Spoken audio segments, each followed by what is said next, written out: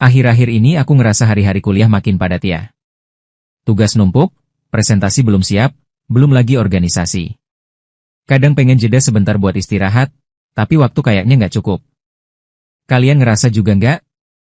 Hai Rizky, aku juga ngerasain hal yang sama. Kayaknya tiap minggu pasti ada aja tugas baru yang harus dikerjain. Belum lagi dosen-dosen kita yang suka ngasih deadline berdekatan. Kadang aku sampai lupa kapan terakhir kali bisa santai seharian penuh tanpa mikirin apa-apa. Bener banget sih.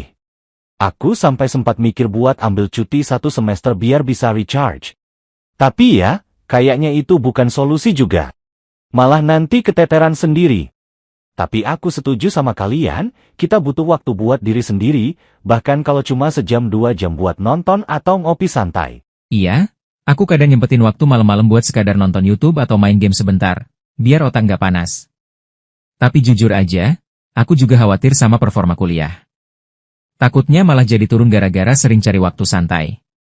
Padahal, mungkin itu justru yang bikin kita bisa tetap jalan terus ya.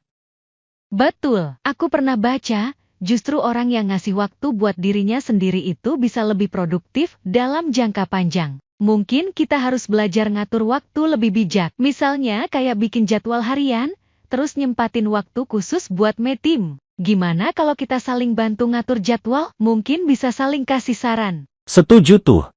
Aku sebenarnya udah nyoba bikin to-do list mingguan, tapi seringnya nggak konsisten. Mungkin kalau ada teman, aku bisa lebih semangat. Kita bisa bikin grup kecil buat saling ingetin atau sharing progress.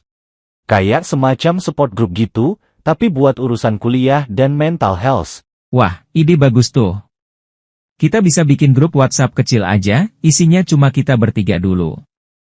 Terus setiap hari, misalnya pagi, kita update rencana hari itu. Malamnya bisa refleksi sedikit, kayak apa yang berhasil dan apa yang enggak. Kalau ada yang ngerasa down, kita bisa semangatin juga. Nggak cuma soal tugas, tapi juga tentang diri sendiri. Aku suka banget ide itu, soalnya kadang kita ngerasa sendiri dalam kesibukan ini, padahal kita bisa saling dukung. Kalau ada grup kayak gitu, rasanya kayak punya teman seperjuangan yang bener-bener ngerti situasinya. Apalagi kita bertiga memang sering ketemu juga kan, jadi nyambung aja. Iya, dan kadang hal-hal kecil kayak semangat pagi atau ucapan. Semangat ya hari ini. Tuh bisa nge-boost mood banget. Kita bisa tambahin juga kayak tantangan mingguan. Misalnya minggu ini tantangannya adalah tidur sebelum jam 11 malam. Jadi ada goal kecil yang bisa dicapai bareng. Mantap. Sekalian bisa jadi pengingat juga buat gaya hidup sehat. Kadang kita terlalu fokus ke tugas sampai lupa makan atau olahraga. Aku jujur pengen mulai jogging pagi lagi, tapi suka nggak konsisten. Kalau bareng kalian, mungkin bisa jadi lebih termotivasi. Aku juga pengen mulai hidup lebih seimbang. Mungkin kita bisa sesekali adain waktu ketemuan buat ngopi santai, bahas apa aja, atau malah belajar bareng. Tapi syaratnya, nggak boleh ngomongin tugas duluan, biar tetap fun. Kita butuh ruang buat jadi mahasiswa sekaligus manusia biasa. Haha, bener juga. Kita butuh waktu jadi manusia biasa. Aku suka banget pembicaraan kita kali ini. Semoga kita bisa realisasikan semua rencana ini ya. Kita mulai dari yang kecil, tapi bareng-bareng.